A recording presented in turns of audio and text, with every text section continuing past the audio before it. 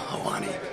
How's it been being a fan, becoming like a main voice for the fans now? It's been an unbelievable ride. I say every day that I'm living my dream, and that's really the truth. I've always wanted to be a broadcaster. I've always been a huge fan of MMA, so now I get to broadcast MMA events and cover the sport. I can't describe it in any other way than it's actually living a dream. So I'm very lucky, and I hope it just continues and I don't wake up from this dream. A lot of people, I've been reading some blogs, and they're considering you almost like a pioneer for the new, that's not new true. age kids. No, I don't know. I mean, I'm just doing things that the old school broadcasters are. You're reaching a different generation. Is that something you do out of passion, or is it more for the business side? That's just the way I think the sport should be covered. One of the reasons why I got into this is because I really didn't like the way it was covered. You know, the guy, no offense to you guys, but the guy holding the camera and asking the question. He's not asking, you're asking, but I wanted to have a microphone. I wanted to dress in a suit, things like that, because I wanted to give some respectability to the way the sport was covered. So just trying to do it the way I think it should be done, and if that maybe inspires other people, then cool. The respectability you just mentioned, it took so many years for the sport to even be televised. It's gone so many leaps and bounds.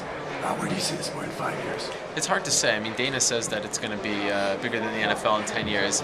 I hope he's right, but that's going to be a tough thing to conquer. 110 million people watched the Super Bowl last week, so that's going to be hard. But I see the sport continuing to grow. I see more and more mainstream media at the events. I see more and more fans at the events. So I think the natural evolution, unless there's some big controversy, which, let's be honest, the UFC has been around since when? 1993. It's 2011. Now one major injury, no deaths. It's safer than boxing, in my opinion. It's safer than the NFL.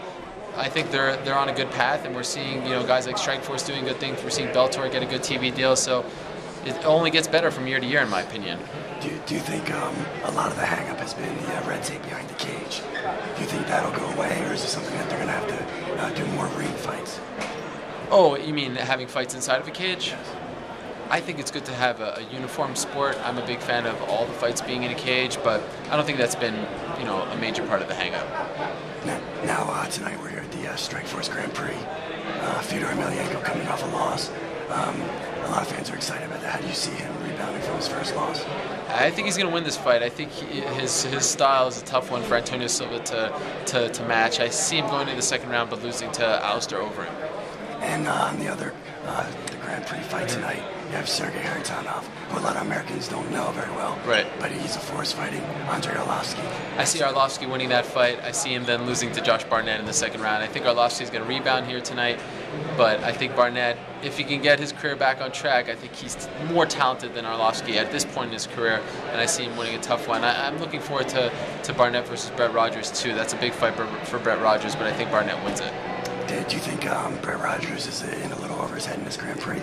No, not at all. I mean, he's fought, Fedor and Overeem. He's been in there with some of the toughest guys. He's lost those fights, obviously, but experience-wise, he's had his experience. Against Fedor, seemed to hold his own, but he seemed a little more outclassed against Alistair. Who knows what was going on in the cage, in his head? Who knows? But that's what happens. Styles make fights, and maybe against Fedor was a better styles matchup for him. So the way you predicted, you see Alistair versus Josh Barnett in the finals. How does that fight go? Alistair wins.